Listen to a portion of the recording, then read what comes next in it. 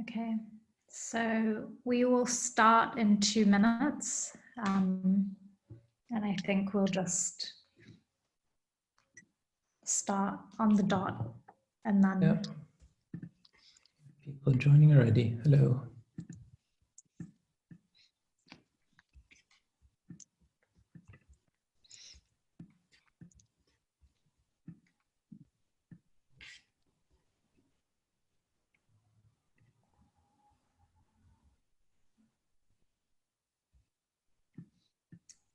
This is a very punctual group. So we're just going to give it 2 more minutes before we start. But thank you for those of you who came on time and early.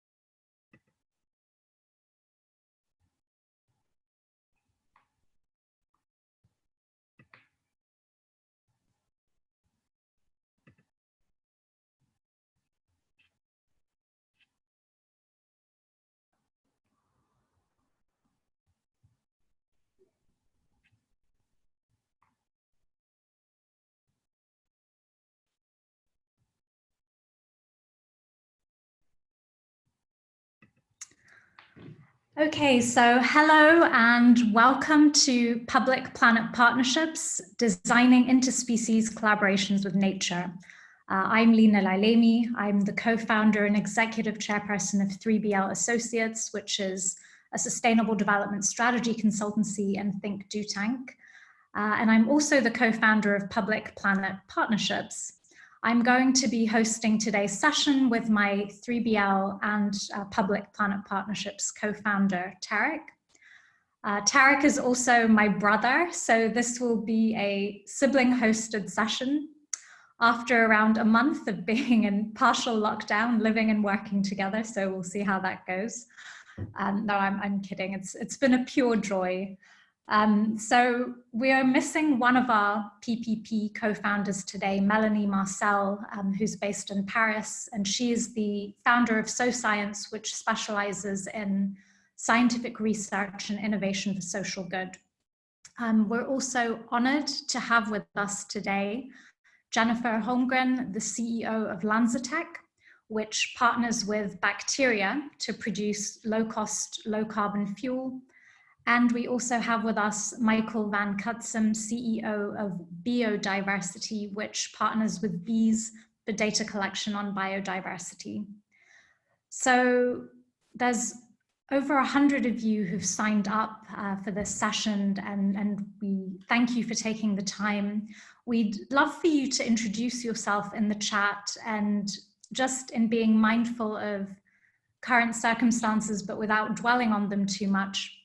If you like, and if you feel so inclined, feel free to share a couple of words on how you're feeling or relating to nature at the moment.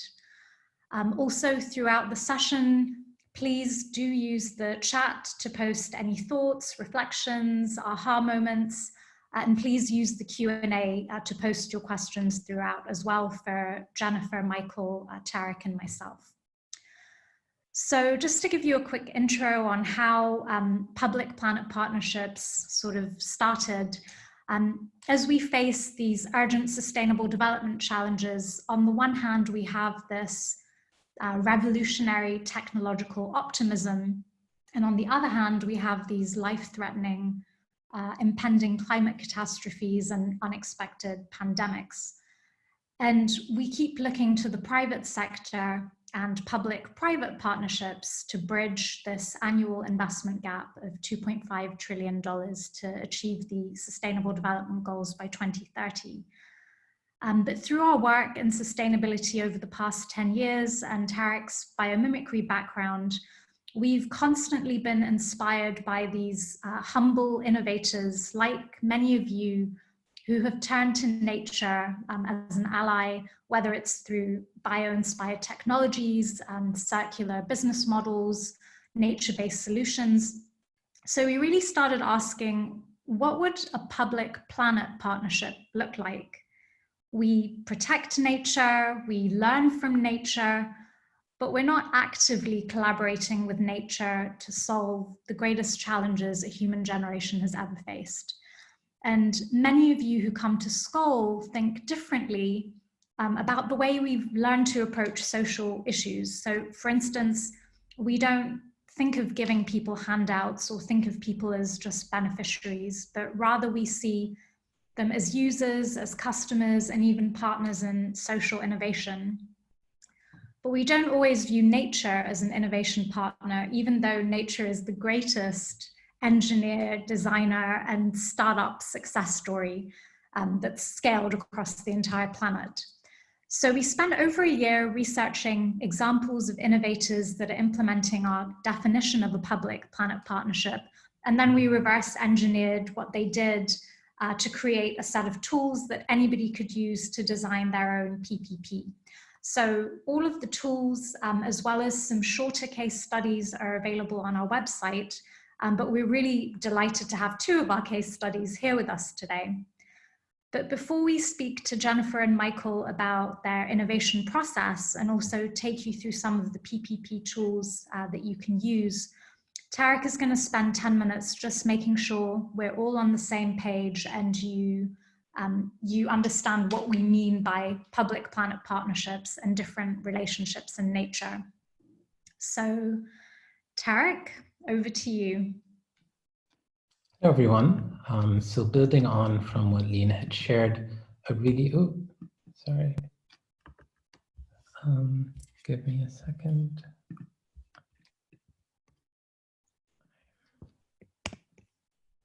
Yes, there we go.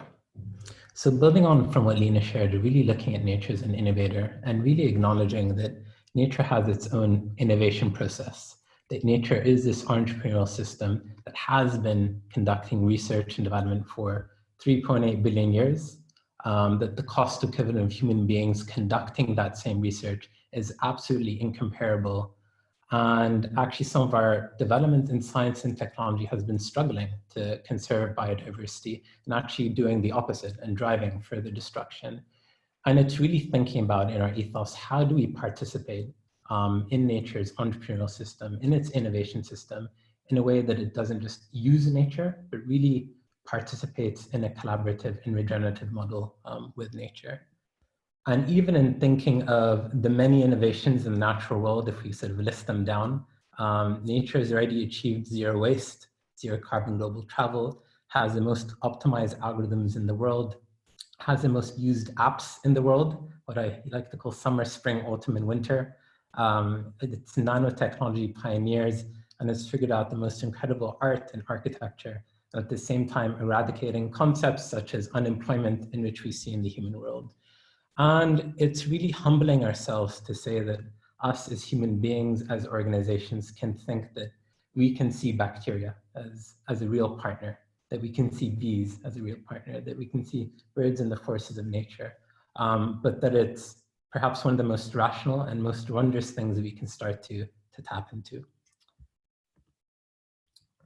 And this is a quote that we love to use, and it's from one of our favorite podcasts, the Crypto Naturalist podcast, which says that if you write out the basic facts of trees, but frame this technology, it sounds like impossible sci-fi nonsense. They're self-replicating, solar-powered machines that synthesize carbon dioxide and rainwater into oxygen and sturdy building materials on a planetary scale.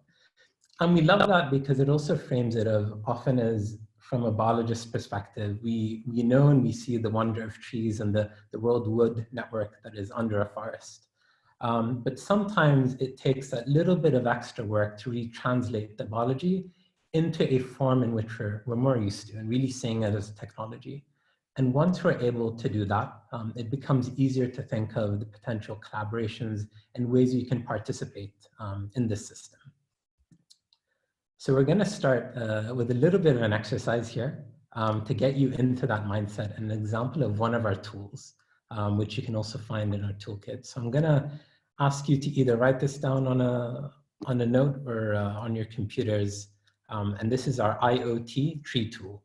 And you'll notice throughout our whole toolkit, there's a lot of puns that are involved.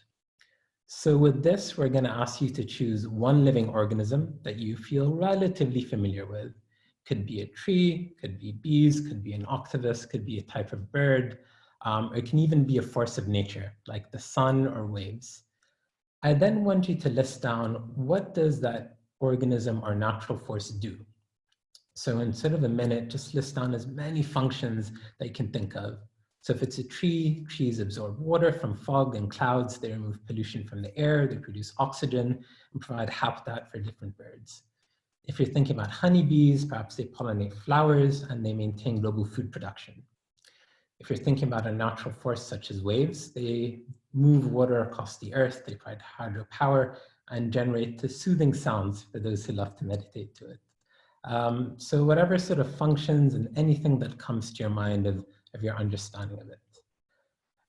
I then want you to then look at those functions and think of them as though they were technology and you're translating them as such. So if it were trees, trees are livable solar-powered machines that filter air and harvest water. Honeybees, you can think of them perhaps as mini drones that manage global food production using 100% renewable energy sources. If it's waves, you can think of them as self-propelling engines that produce power, promote well-being and leisure whilst moving water across the planet. So I'm going to give you a minute to do that, and this is something you can come back to in our toolkit, but we find this really useful to start getting yourself into the mindset, both in looking and translating of what is nature really doing, really trying to go into, actually now I'm going to need to look at what are the functions of all the species around me, what are all the potential innovations that are at my doorstep, but I have no idea exist. And then how do I translate that in a way that my company, my innovations can really make sense of and integrate. And it goes into this question of if we're able to do that and really participate in this entrepreneurial system, we're able to answer the question of how do we really build win-win partnerships and collaborations between the public and the planet. And it's going to what Lena said before, how do you really create these collaborations with other species? How do we leverage nature's open source innovations? What if you formed trade deals with microbial communities? What if you formed free trade agreements, or rather fair trade agreements with our forests, and really participate in this? And the PPP concept really propagates this idea that the earth can be healed and can be regenerated through human development. But to do this, we need to really focus not just on artificial intelligence, but really tap into biological intelligence. And the PPP toolkit and all the case studies that we're delighted to bring to you are really those that have participated in this process. It also comes from the understanding that humans have always developed the places that they've inhabited, that many cultures throughout history have always had a symbiotic and sophisticated partnerships with the land or other species and are really viewed as mutually enhancing. So we always say this is not something that we believe is new, but it's a wisdom that we're trying to rekindle and bring into the modern integration of science, as well as apply it to social innovation and development. So the eco-theologian Thomas Berry talks that everything has the right to be recognized and revered. Trees have tree rights, insects have insect rights, rivers have river rights, and mountains have mountain rights. And the PPP toolkit and flow really puts at the center not only human rights, but also rights-based non-human rights approach as well to development. One example of this in the many case studies that we have are Indigenous case studies, and this comes from those in Thailand and Cambodia of the ecology monks who've been ordaining trees to make it clear that they are sacred and there is a sacred value. And therefore the tree loggers that would normally cut them down actually able to engage and understand that these are sacred beings just from the process of ordaining these trees as monks. This is also a process in which is very much in line with what you may see in common UN language of nature-based solutions. So things like public-planet partnership can be a driver of nature-based solutions, as they could be of circular economy models and so on and so forth. We also, in just making sure everyone's on the same page, really want to have an understanding of the different relationships that we have in nature. And this is a little bit of biology 101, so forgive me in this. But in very, very basic terms, we have 3 different types of relationship in nature. Whether they're win-lose, which we call parasitic, or win-neutral, which we call commensalism, or win-win, which we call mutualism. Now, the goal of public-planet partnerships are to make sure that in all of our innovations, at worst, we are commensal in our relationship with our natural partners, so sort of modern day sustainability, and at best, it's mutualistic and regenerative, that yes, we are benefiting as human beings, but also the species or the organism that we're dealing with, or nature as a whole as an ecosystem is being regenerated through our actions. We are very familiar with some mutualistic models such as the bee and the flower.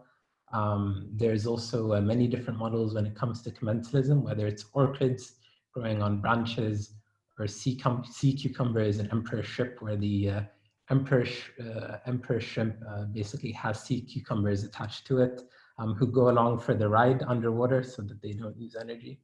And in these ways, nature or the other partner is neither being harmed or benefiting, but one species is winning in there. So I want you to now write in the chat, and maybe going into a bit of your biology class of, can you give us some examples of a win-lose partnership that you normally see in nature? So a parasitic relationship. What are examples of that you can think of? So I want you to take a moment and put that into the chat.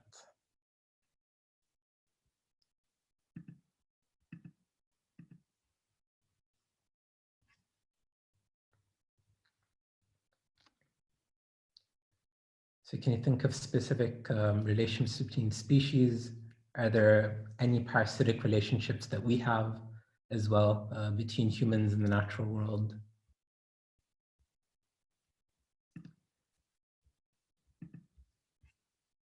Yeah. So you have honey mushrooms colonizing living trees, wood ticks in humans, tapeworms.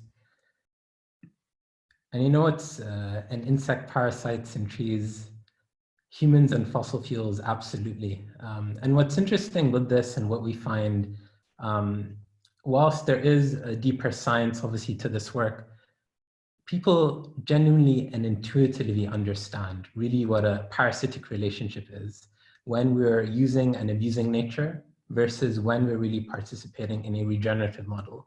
And even on that basis of that understanding, there's so much we can do and go forward in really creating these win-win collaborations. Unfortunately, not all of our human and economic models are done as such. So with typical public-private partnerships, many, of course, can be sustainable. Many, of course, can be regenerative. But that is not usually the intention of usual public-private collaborations.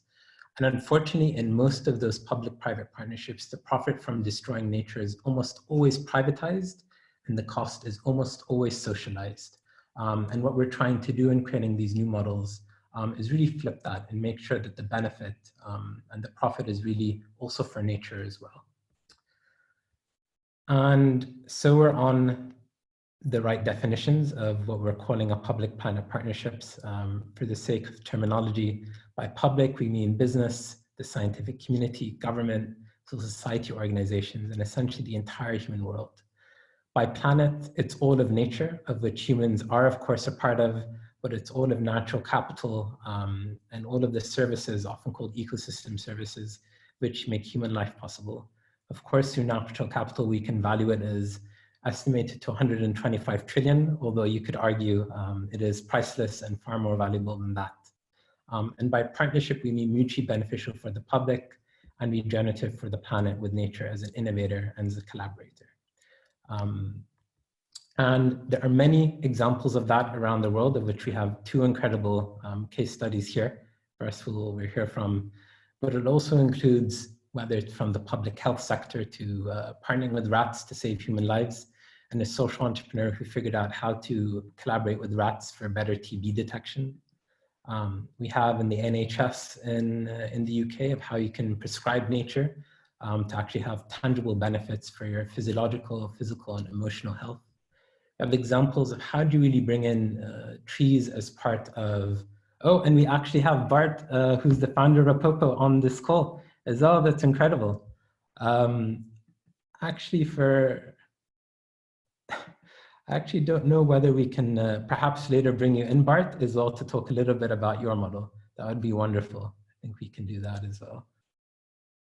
And we also have Kinome, who are really bringing in tree economics and how to really leverage economics into our systems.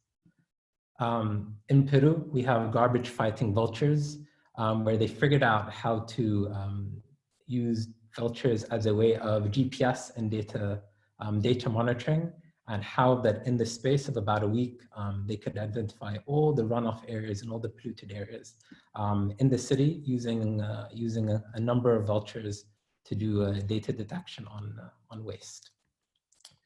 We also have, again, we mentioned Indigenous case studies and public-private partnerships that have just been existing in a city and Indigenous communities.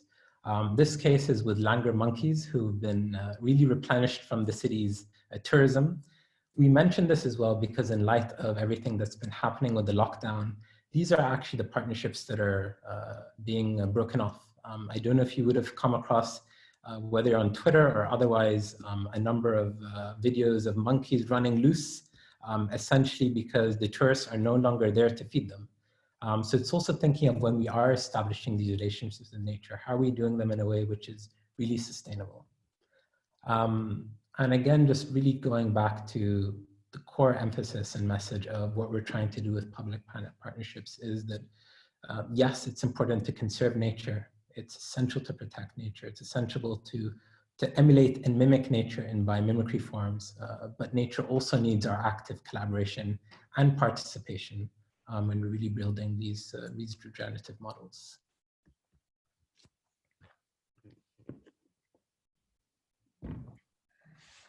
Thank you for that, Tarek, and how wonderful that we actually have Bart on the call as well. We'll have to send you the link of your case study on the Public Planet Partnerships website. So we're going to start with Michael. This is one of my favorite case studies, PPP case studies. And Michael is the CEO of Biodiversity. Now, we are probably all aware that bees have been declining at an alarming rate. So it's an average of 30% mortality just in Europe. And in Southwest China, humans are actually manually pollinating orchards, which is not only tedious, but also expensive. I think it costs around 153 billion euros a year.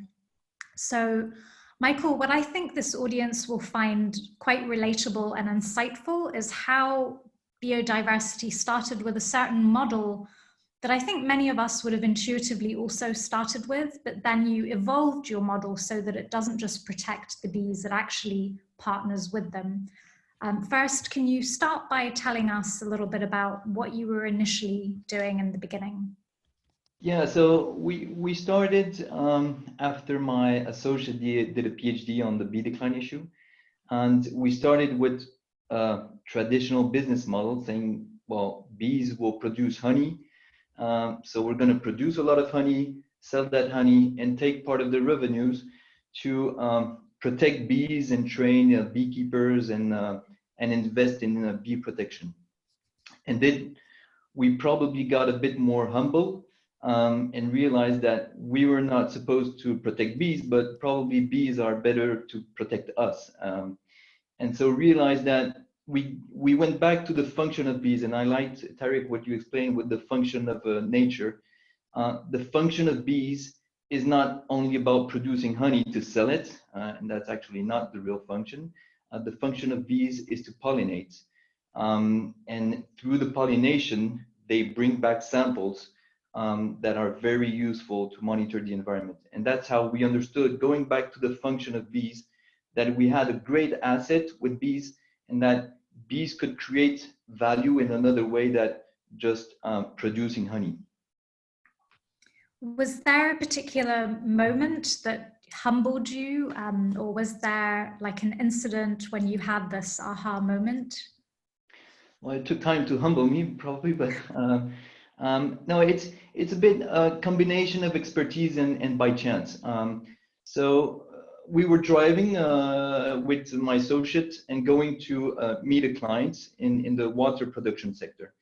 And we were brainstorming on our model, and Kim was explaining what he did during his PhD, meaning that he did a lot of analysis of samples collected by bees to understand what was impacting bees and what explained the bee decline issue. And so he explained how powerful those bees were in terms of sampling and so on.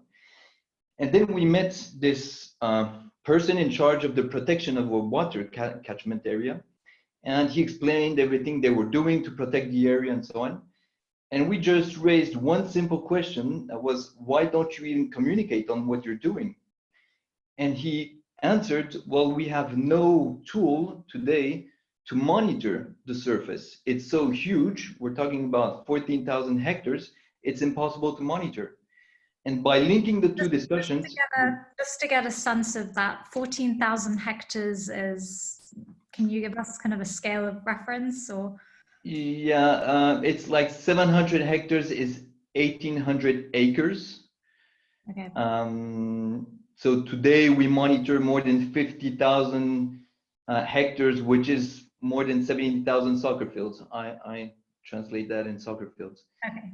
17,000? 70,000. 70,000 soccer field. Wow. Per year, okay. yeah. And so that's basically by questioning and by you know being innovative and yeah, seeing a link between nature and the needs that a company had, we realized that we could completely change the business model with quite a nice success. And so how does your business model work now? So basically biodiversity is about, you know, regenerating biodiversity and creating value through biodiversity, especially for companies and local authorities. And one of the tools we've developed is this monitoring system through bees. And so basically we work with local beekeepers and provide all the tools so that bees will collect samples of pollen in the environment, on average on 700 hectares. And we will analyze the samples of pollen. And the advantage with pollen is that it captures air pollution, so heavy metals, pesticides, and so on, and also contains the DNA of the plant.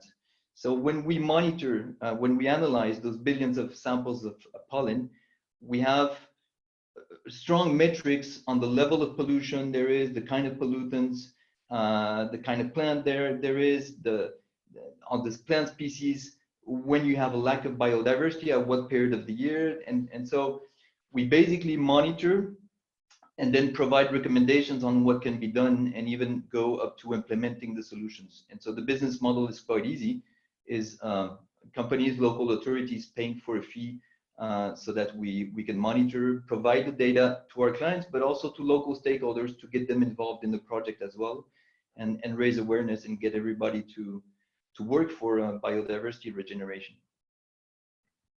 Have there been any challenges working with bees as data collectors? I mean, just because you can't control, you know, where they go and what data they collect. So, and have there been any advantages over manual data collection? Yeah, well, we had a lot of challenges because, as you say, nature and that's good. It's not easy to control. So we had to adapt. So we developed a lot of tools. Of course, it took us 5 to 10 years to really come up with all the tools we have today. But then the other difficult aspect is to, you know, explain to people that, you know, bees is not as accurate as a monitoring device, specifically monitoring small particles, but it has plenty of other advantages. One of them being that they cover a large surface, and you don't have any other device today that can be as efficient as bees on that kind of surface. The next thing is that we can analyze different parameters, so a lot of different pollutants, pesticides, biodiversity, plant species, whereas traditional methods will focus on one or two parameters. And so at a kind of low cost, you have a lot of data to give you an overview of a large surface. So for cities, for example, it's super interesting. For companies willing to see, if they have an impact on the large surface, it's super interesting.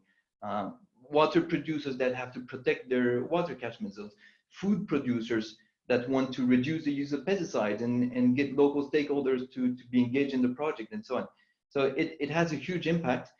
And what's really nice to see is that bees have this friendly kind of, are friendly. And so people, when they understand that we work with bees, are much more interested into coming into the project, being ready to hear what's going on, like farmers being very open to understand what's going on, compared to, when you come with normal devices, it's not the same discussion. And so it really helps us to get them to, get local stakeholders to be involved in the project in improvement actions. It's definitely a great conversation starter to come into a meeting and say that we work with bees as our chief data collectors. And I want to ask you a little bit more about how you've managed to engage so many people and so many different organizations. But first, can you talk a little bit about the impact that this work has had on the bees themselves? Well, so I can take one example of a city we've been monitoring now for 6 years in Belgium. Because the problem, for bees is that they're attacked, let's say, by pesticides or other pollutants, but also by the lack of biodiversity and plant diversity that they need for nutrition and food.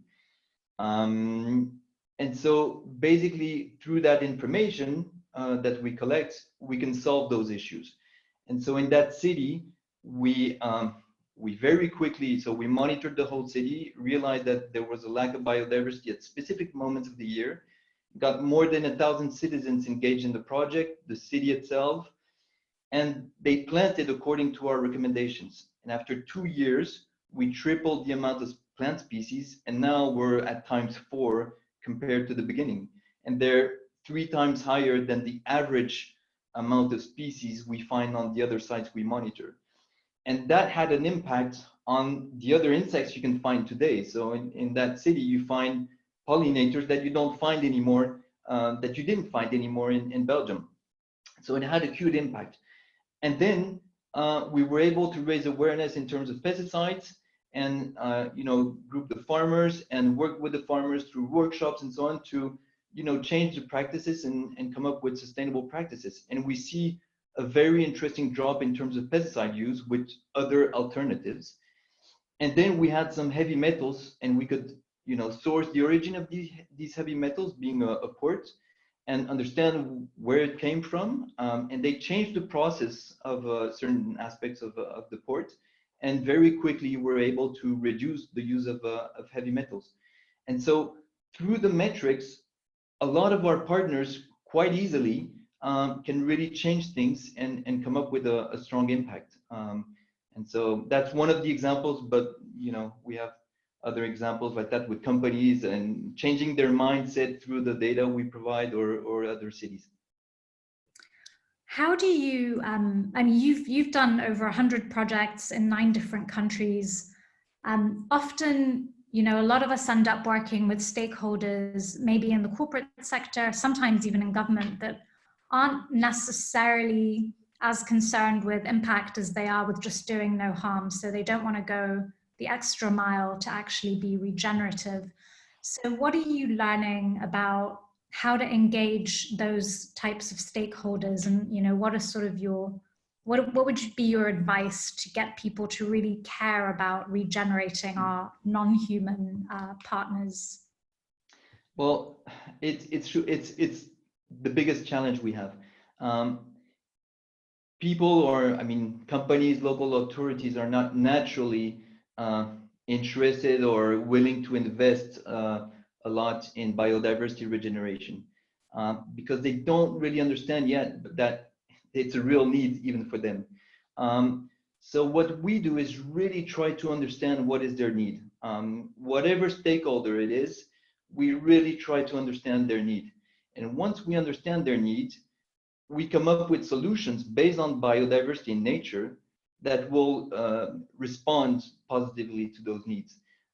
So that's why we say that biodiversity, if you're innovative and then you look into what's possible, you can really create value for different stakeholders through biodiversity. So it can be, you know, we're talking with companies doing solar panels. So how can we improve the yield of solar panels through biodiversity? Things like that, you know. So, and it's amazing to see how many things you can do with biodiversity and how you can positively impact the life of people, of course, but also, you know, create value not only financially, but, you know, linking people together and other kind of value. So that's really how we manage to get people involved, is to explain, well, biodiversity, don't see it, biodiversity regeneration as a cost, because that's the problem today. See it really as something that can create value, and that's how it works, actually. That's really incredible. Yeah, I mean, I've also found in our work that it's been easier to engage people on environmental issues when we relate it to health rather than just, you know, the environment, which is quite sad. But that's important. Whenever we come up with metrics, we also explain the impact on human health, and that you know, facilitates the discussion. And especially, for example, with farmers, when we see pesticides, and we can explain, okay, but it's harming the environment, but also your own health, and so let's work together. And there's some solutions actually that, you know, can help you even be more efficient. So yeah. So we have time for just one quick question for you, Michael, before we move on to Jennifer. So we have a question from Kathy. Has your work led you to think about other indicator species that we could potentially partner with? Yeah, a lot is already being done. You know, for example, you have some species that will monitor pollution in water. You have plant species that can help to monitor pollutants, such as heavy metals. So if you know, look a bit on the internet, nature-based solutions, nature-based monitoring solutions, there's a lot of different, you know, innovative solutions today. And I think that there's still more to come. And probably it's important, of course, to have a partner who's well aware of those solutions, and who's, you know, my partner is a bioengineer, scientist, and knows a lot about that. Otherwise, I couldn't have done it. So it's, but yeah, be creative and dig into whatever exists, and look at, yeah, have a partner that's probably an expert in those fields. I will maybe just add that we have a case study on the PPP website where they use frogs as indicators of water health. So that's one that Kathy could look at. We do have one more just clarifying question. So Linda is asking, how do you improve the efficiency of solar panels with biodiversity? If she sends me an email, then I can respond, because it'll take a bit of time. Okay. But you can impact positively the yield of solar panels. But it's a bit technical, so I'll Okay. or she can call me, or happy to explain it, but it's a bit technical. All right. Thank you so much. You're welcome. And we'll make sure, Linda, that we connect you both after this call. So also then moving on to Jennifer Holmgren, who's the CEO of LanzaTech. So since from 2017, biofuel production has increased 10 times, I believe, from 16 billion liters to 143 billion liters. And most biofuels are produced from beet, sugarcane, rapeseed, and corn crops production, which also does put pressure on land availability and impacts social justice by threatening other things such as land rights and economic survival of local populations. So Jennifer, LanzaTech has been a pioneer in carbon recycling to create the next generation of low carbon fuels that don't inadvertently threaten livelihoods and vulnerable populations. First of all, as a start, can you explain what LanzaTech does for a maybe non-scientific or non-technical audience? Absolutely. Thank you, Tariq. So what LanzaTech does is we do what people call gas fermentation. So we have a bacteria that eats gases. And it's just like making beer, except you don't use sugar. And so now you're making beer from things that would end up being pollution, gases that would end up in the atmosphere out of a steel mill, out of a refinery. So what we do is we take those gases, we don't let them go out into the air, we compress them, feed them into a bioreactor, and the bacteria eats it, just like yeast eats sugar, and it makes ethanol. So it's a really beautiful, natural process based on a natural bacteria that happens to like to eat what we produce as pollution. Thank you. And we love also how you're adopting a circular model like nature and in partnership with nature. So the bacteria are chemists in this process. So can you explain a little bit about that and what happens to them afterwards? Sure. And just like in nature, every last bit has to be used, right? Nature wastes nothing. And so the bacteria, when it's done, of course it dies, just like yeast die in a process. Now, what we do is we collect that bacteria and we dry it and we make animal food from it. And it's actually really nice to be able to use this as animal food. A lot of times when people talk about food security, they talk about calories and making sure that people and animals have calories. These bacteria are 90% protein. So not only do we have something that provides calories, it provides nutrition. And so for us, that's a great end use of this wonderful bacteria. And how did LanzaTech come up with the idea? And what are maybe some of the principles of that initial ideation process that you can maybe share? Would be helpful for everyone else. Yeah, certainly. The company was founded in 2005 in New Zealand. And the founders included Sean Simpson, who's our CTO now. And the guiding principle was they saw what you were just talking about, the growth in biofuels, alternative fuels.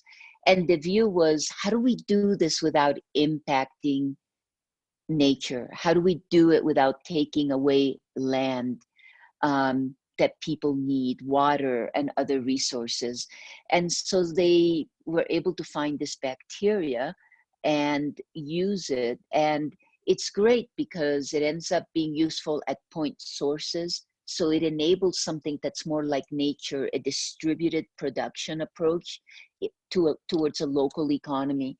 We've since now taken this idea and realized that you don't have to just make ethanol. We can take that ethanol and convert it to jet fuel so that we can recycle carbon from these polluting gases into aviation fuel. We're also learning how to make chemicals. So we're really excited about the extension of this technology, but always with the same vision. How do we stay away from using land, water, anything that people need for other better uses?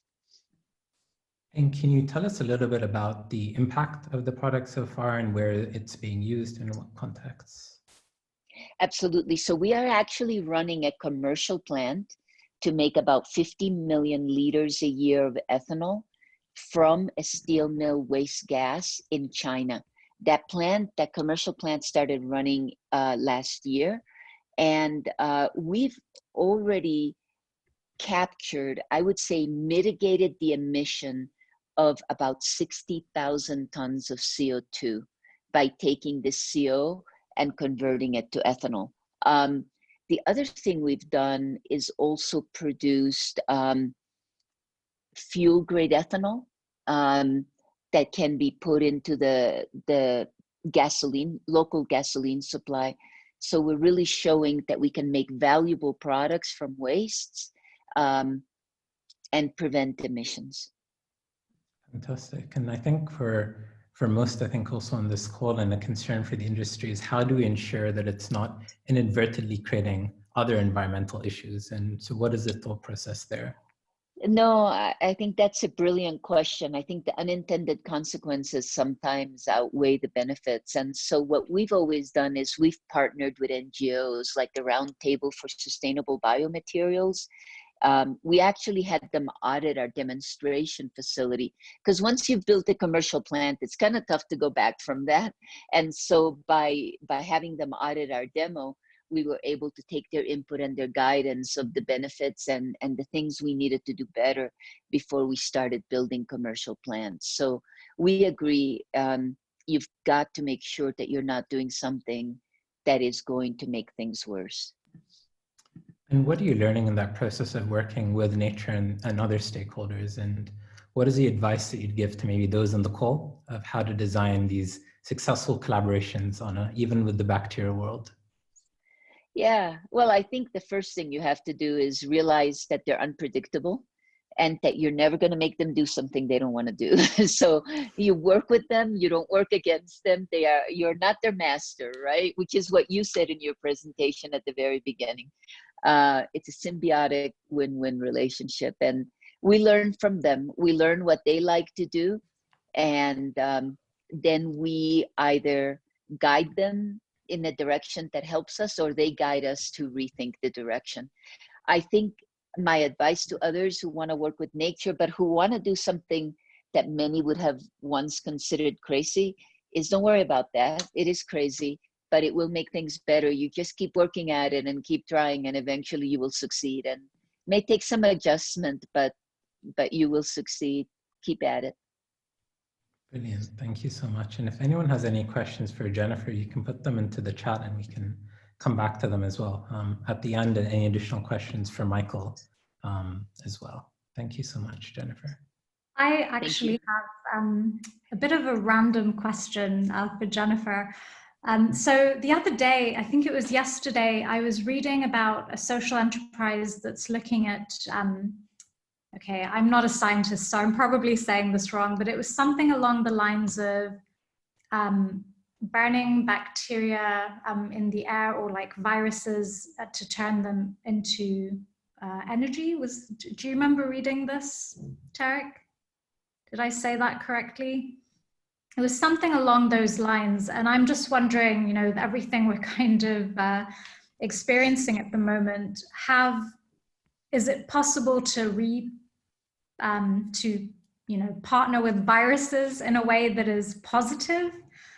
Because, you know, with bacteria and fermentation, you know, those are things that are much more familiar to us, but is there a way that we can do the same with viruses? And I understand this might not be your area of expertise, but I was just curious. Yeah, actually, the reason I like Tariq calling our bacteria chemists is because I'm a chemist. I know nothing about bacteria. All my background is in chemistry. I would say that I know even less about viruses. So we'll have to think about an answer for that.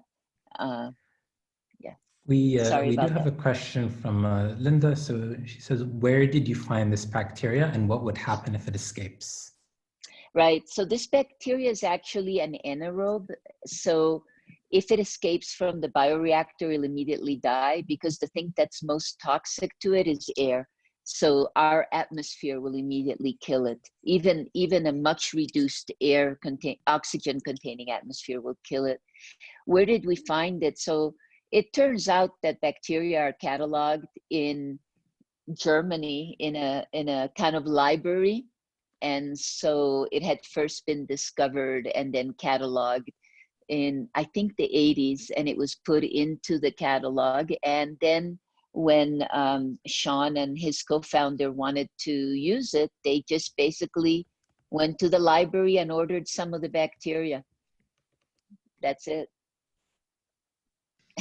And the bacteria cataloged by, you know, function? So they say this bacteria can do X, Y, Z. And is there a name for this catalog or something that we could look up? Yeah, it's I need to look it up. It's I'm not going to think of it. I think if somebody, Freya's on the line, and I think she, as a viewer, it's the Deutsche. Freya, can you type in the chat what the name of the group, the bacterial repository is called? I know it's in Germany. I know the bacteria was originally found in rabbit feces. Ah, there it is. Rachel replied, it's the DSMZ. Okay, great. Yeah. If anyone is looking for bacteria, you can look up the DSMZ. Yep, yep. And the full name, she's just sent it. Go ahead. Perfect, perfect. And we have a final question. How close are you to fueling a plane? Yeah, so we actually fueled the demonstration flight. Virgin Atlantic flew a plane from Orlando to Gatwick last year in October. But that was just from a pilot facility. So we're hoping that by the end of next year or the beginning of 2022, we will have about 40 million liters of jet fuel made in this way that can be used. But we did use some pilot amount to do that flight.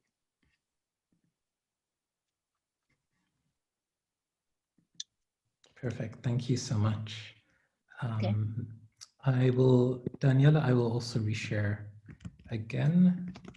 There you go. If you have any more questions, both for Michael and Jennifer, please make a note of it now in the chat, and we'll come to it as well in the next section as Lina wraps up. Thank you. Cool.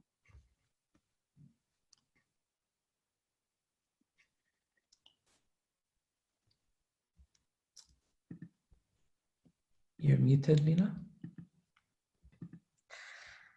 Thanks. Zoom just let me know to unmute myself.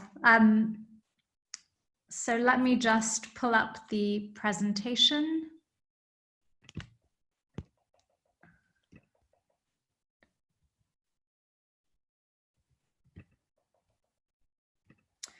Okay, so we're just going to spend the last couple of minutes walking you through some of the tools. We have around 21 tools that we have designed, and these are all available on our website, but just to kind of talk you through the process.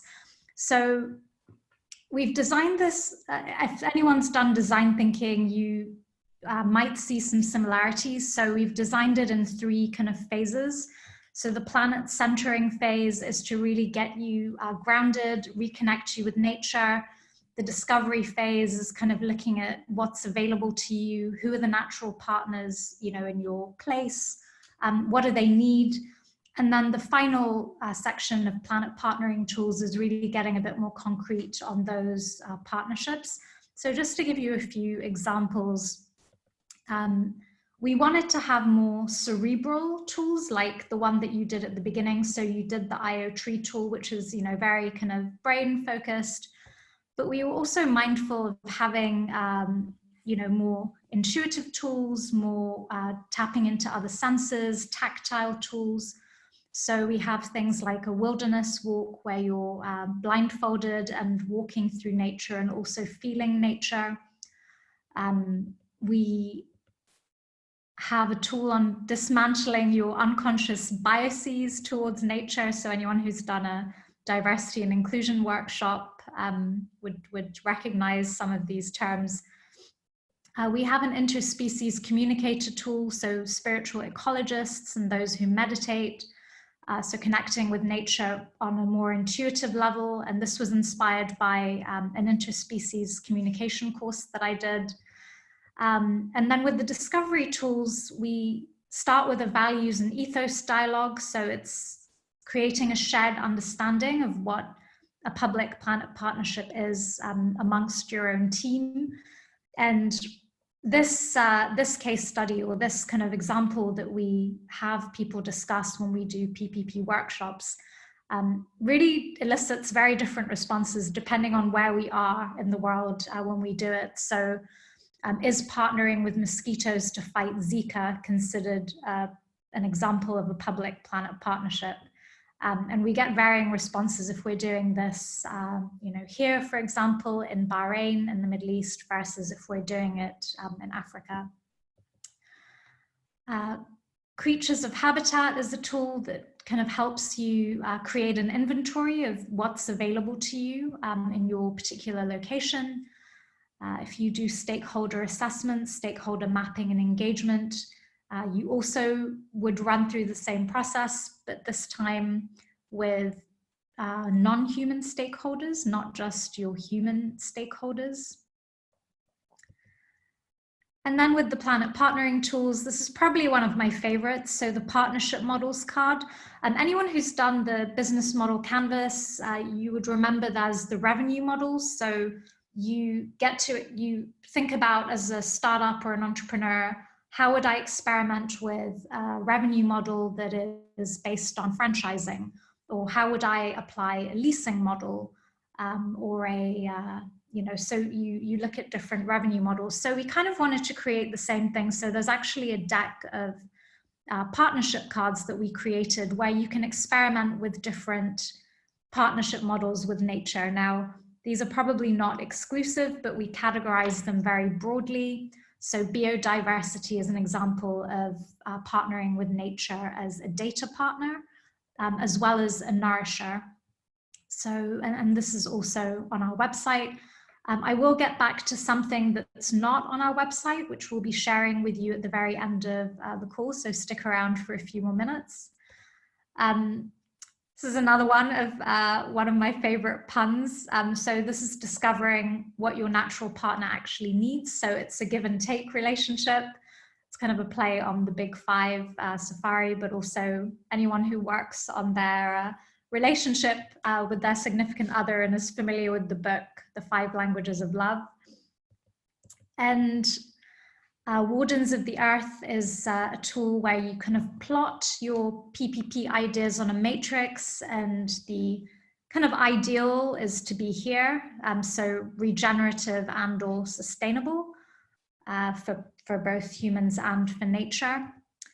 And finally, drafting an actual contract with nature. So what does it look like? If you have a public-private partnership, you would have a contract. There would be terms of the breach of the contract. So how do you really think about nature in the same way where it has its own rights? And we do actually also have a tool called Nature's Rights. So this was just to take you through this very, very quickly. I will mention that we also have a Udemy course that we haven't released yet.